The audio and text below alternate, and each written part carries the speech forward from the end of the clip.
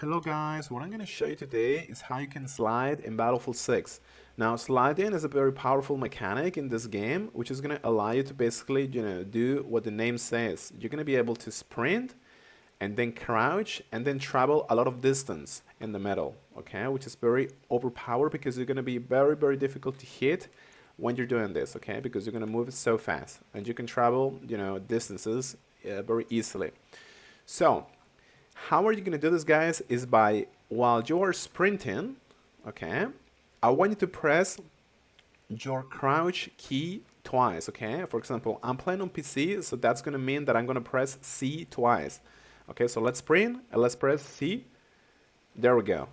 Okay, now if you're playing console, you can just go to your menu and look for, for the mouse and keyboard and look for the appropriate crouch button and do the same. Basically sprint and press, crouch twice. Alright guys, that's pretty much it, and thank you so much.